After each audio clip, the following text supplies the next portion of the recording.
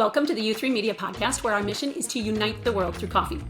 I'm Christy Ross, and I'm very excited to say that joining me today is in the co-host chair is Greg Hess. Hey, Christy. Thanks so much for letting me tag along on the coffee journey. Happy to have you. Some quick background on Greg. He is a successful podcaster, writer, and comedian. We first met each other because he was part of the original creative team at my previous company, Tasty Trade. That's right, where I happen to drink a whole lot of coffee. Definitely me too. And Greg also happens to be a student of coffee, so I invited him along to talk to our fantastic guest today. Appreciate the invite, and I'm really so excited to learn from the pros when it comes to, the one thing my whole life revolves around, which is when, where, and how I get more coffee.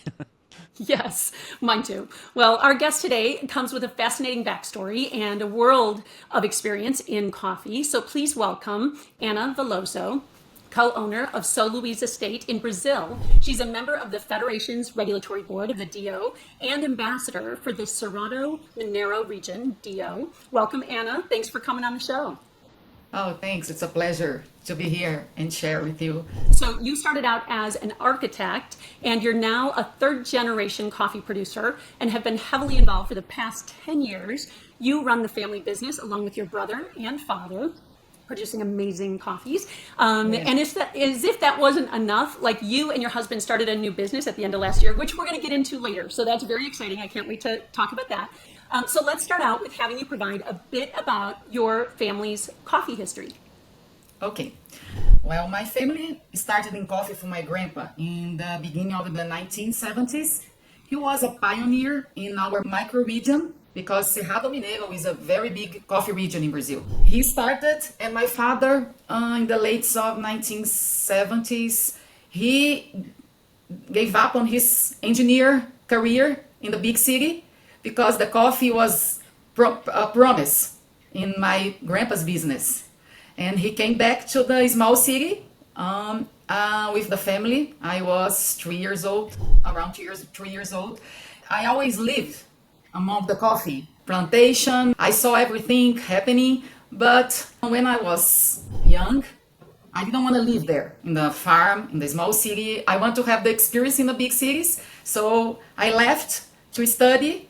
I graduated as an architect in 2003, and I worked about 10 years as an architect.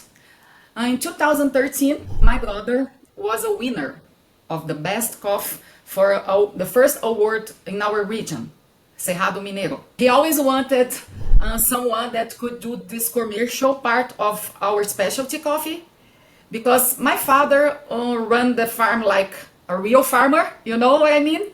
Like, I don't want to say professional, unprofessional, but the way my grandpa used to do. And my brother, when he started working in São Luis, when he graduated in agronomy in 2007, he came to do different things and change some of the operational things in the farm, also looking for better coffees. It doesn't mean we didn't specialty coffee, but he was looking for improving this. And then when we got this award, I was so excited. I thought it would be a good opportunity for me to help my family and to take care of what was going to be mine someday. And then since then, I'm working with my grandpa and with my father and my brother. My brother runs the crops and the harvest and the post-harvest. My father still does a little bit of the financial part, and I'm doing the commercial part. So that's a good trio. You guys have it all covered. Yes, yes. It's truly a family business. Yes, it's truly a family business. And so, like, you've been part of, you've been surrounded by coffee since you were just tiny, a little kid. Yes. Was there anything that from architecture, though, that you brought to how you thought about the family business? Was it just project management or things like that? Can you, or was it just like completely new? Another thing that helped a lot was that I speak English. My brother, he speaks, but he can't speak. I mean, he knows, but he can't speak. And I used to study some things in English in architecture, but the main thing in architecture that I think the only thing that can help me was to plan things, because architecture, you need to start for a point that you go in steps. So I could bring this experience to do one thing at a time. Because when I came in the farm, was so many things to do, so many things to organize it. I was like crazy, and I said, no, let's stop and start and do one thing by one. So your father, Fausto Velloso, so he took over. What changes did he actually make to the operations? Like, what were some of those things that he put his stamp on? I think technology was the main thing that he changed in the farm. He was in our region the first farm to have the pulped natural machine. I mean the wet station, where you can take the skin off and do a different process for post-harvest coffee. And we, for many years, were like a reference in this kind of coffee, pulped natural. And also there was a brand at the time that was looking for, a big brand in the world that was looking for this kind of coffee, pulped natural. So he was, very courage, very brave to have this investment on this machine and start a new process in our region. So Yes. since then, you guys have also added your own ideas to the operation. And one of the things I saw is that you sort of raised the level of quality again, offering micro lots to like well-known specialty roasters. Like, when did you decide to enter into that higher end market? Yeah, it was with the award in 2013. Of when we got that award, it was amazing because I couldn't believe that we had this great coffee and that it was sold as a commodity coffee. Yeah. And when it comes to the coffee drinkers, have you seen people who are drinking your coffee? Have you seen their tastes change over time, especially since you started doing microlot? I mean, have you seen the actual consumers' tastes change? Yes, I think Brazil is being recognized as a specialty coffee producer in these last 10 years. It doesn't mean wasn't before this, but now it's like we were really recognized for this. And many consumers they don't expect to have a Brazilian microlot when they try it. They are always surprised. But about changing their taste, I think it's a lot of fermentation today, and Brazil is looking for this to do this kind of process to compete also with other countries that have been done this for a long time. But I don't believe they change. I think they change the way they see Brazilian coffee. I did want to ask you too, because you work with your family. Both Christy and I work really closely with our families. Is that it? How do you make it work so well? It's hard. Well, I think it could be harder if we hadn't split the farm. So I always look. Yes, I always look. We got smaller, but it's easier to work also. Yeah, and it seems like everybody's so passionate about the product and about coffee. Yeah, that's the thing. My brother and my father, they are very passionate for coffee, and I got to be also. Yeah, that helps when you all share that passion, right? Because you're all focused on just producing an amazing product, and everybody's sort of doing their part in bringing it to light. It's very well divided, the function of each one, and we help. I think we have a good relationship between us. But it's nice to hear that, because you don't always see that kind of collaboration and support in some of the family businesses, right?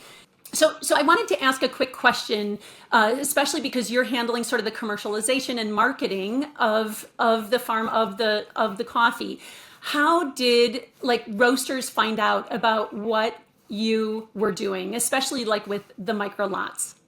I went to my first expo in Europe, and I did it all by myself. No one helped me. I don't mean no one. No one, it doesn't mean help me. No one tells you what you have to do to sell coffee around the world. You need to figure out your own way to do it. Mm-hmm. So I think the first expo I went, I learned a lot just when I had the opportunity to talk with someone about coffee. because I got to figure out what they want to know about me and about my production. And many times I couldn't answer, and then it helped me to, when I came back home, to figure out which I have to know to sell my coffee. Right. Well, and that's what good entrepreneurs do, right? You just jump Yes. in and you figure it out. You ask questions. You talk to a lot of people, and you did exactly that. Yeah, that's awesome. So you talked about a lot of the technology earlier. So is the coffee picked by hand, or is all of it machine picked?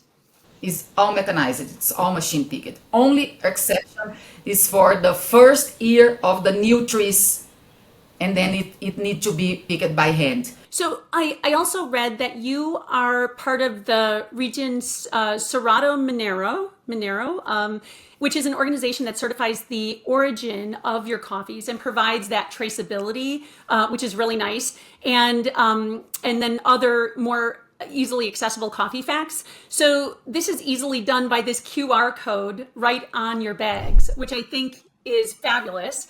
How has this affected and really sort of increased the awareness of your coffee and really other producers who are members of that organization? This QR code is the part of our designation of orange. I think it's an additional value for our coffee when we sell it, but it's very hard, and it's also has been a challenge for us on the federation to make producers and also consumers to understand how important it is. One of the things that I really took for me when I started in coffee was to use this tool to help me just not sell a specialty coffee. I was selling a specialty coffee from São Luis, from a region that had the traceability with a QR code, and it could guarantee the origin and the quality of my coffee. And I still do it, and it's still hard to make the buyers, I don't mean the hosters, because sometimes you don't sell direct to the hosters. You need to go through exporters and importers to understand how helpful this tool is to make a difference between all the regions in Brazil. The traceability, knowing the traceability going all the way back to, the actual location. I don't know if you had the opportunity to tag this QR code, but when you tag, it comes all the history from the farm, some pictures, the notes, the sensory notes, everything. It's amazing. Anna, I wish every single coffee producer used that, because it's wonderful. It's absolutely wonderful. And I'm a firm believer in sort of the traceability and transparency, throughout the process. And that's part of what U3 Coffee stands for too, is sharing the facts and the information, and again, the traceability and transparency. I think that you have played such an important role in the coffee industry. And I love seeing a woman running the farm, running the marketing, being out there. So when you think about sustainability of the coffee industry and your business from a generational perspective, especially with you being a third generation producer, how do you think about helping the next generation after you continue? Yes, I think most important is encourage them environmentally sustainable practice, because of all these problems in the world today. So we are always looking for this to take care of our resource, because we need to keep producing coffee. The world is all the world is drinking coffee, and we can see how worried everybody is about the climate change and everything. We have hard times here with some unexpected rains, with some frost, and I think looking for good practices and sustainable practices is the main thing that next generation should care. They should learn a lot about this to run anything in the agribusiness. Yeah, so true. And it's like, 2.3 billion cups of coffee being consumed every day around the world. Like we need coffee producers to continue, and the next generation to continue and continue to improve like you guys have. So you do most of the work finding sort of the right milling, exporting, importing companies, and you have the ability to sell these micro lots directly to the consumer or to the roaster, sorry, to some of these roasters directly. Like what lessons, good or bad, have you learned over the past few years finding new outlets for your micro lots? When you find a client that's looking for buying directly from my farm, it allows us to make a relationship, a truly relationship that he keeps buying every single year, even without samples. That's a very common thing to do when you sell coffee, and it makes us to feel proud, and also I can see that if we start with a micro lot, it always having an opportunity to sell our, not a micro lot coffee, but our coffee from every day that we can drink every day. And is there anything about Cerrado Mineiro coffee that you would, what do you think makes it your region so unique in terms of if I was to go buy a bag at the store, what am I tasting that's specific to your region?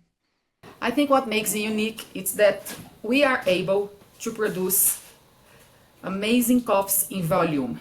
So you gave us a bit of a hint about a new venture that you and your husband started with sort of, I'm going to call it Coffee to Go, but give us a little bit of background on that because I think you just launched it at the end of last year. Is that right? Yes, that's right. Okay, so tell us a little bit about it. Since he was watching me every day working with coffee and seeing the scene of coffee in Brazil, because the coffee markets in Brazil, the consumers are changing a lot here. It's a lot of new business thing with coffee shops opening. It's a good moment for coffee market in Brazil. And then he decided to start planning this kind of business because he saw a first one that opened while he still was working his company when he traveled around Brazil. And he always mentioned that to me. That was a little container with good coffee, and you could a small operation. You could just ask for a good coffee and walk away. And since we have the production, we have a very good coffee that is recognized for our clients at least. And he asked me if I want to be his partner also in business.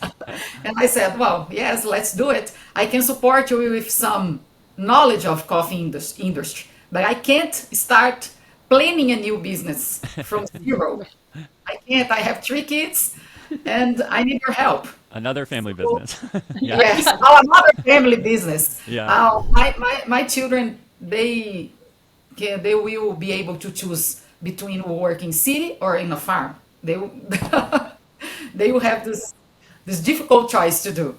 And so is it a cafe? Are they cafes or are they small sort of coffee carts or like what is it? What does it look like? The idea is to be operated by one person. It's in a small place. Just the idea is to show that you can drink the best of Brazilian coffee for a good price. It's not that thing, oh, let's sit in a coffee shop, a fancy one, and ask for a V60, and then you can filter at the time. No, it's possible. You can. We want to reach all the consumers in Brazil with a very good coffee. I had a question about this later. But I wanted to ask you because I've been in Brazil once years and years ago. But you said that the consumers' tastes were changing. I remember Brazilian coffee when I went 15 years ago. It was kind of pour over, but it was like you'd pour it over, and then it was tons of milk and sugar. Yes, dark roast, very dark roast. Yeah, yeah. And so you're saying that's changed and it's more barista forward and people are interested in that type of coffee drink? It is changed, but it's still there is a lot to change, a lot. But I think it's a very good moment. It's a very good moment. And then we just opened the first store that's supposing to be the flagship. We are thinking in a franchising model because Brazil is a very big country. And since we are in a very good moment of coffee consumers in Brazil, we think there is a lot of opportunities to grow as a franchise model, not only in the big cities, also in the medium-sized cities. We have seen this happening with other small business, not only in coffee, but in another product that is working a lot. It's been successful. Well, so first of all, congratulations on the launch of that. I'll be excited to see how you guys expand over time and work into the franchise model. So Anna, clearly you're an entrepreneur at heart. Do you have a life motto or maybe simple words that you live by? When the opportunity is just in front of you, believe it, it is an opportunity. Don't try to escape.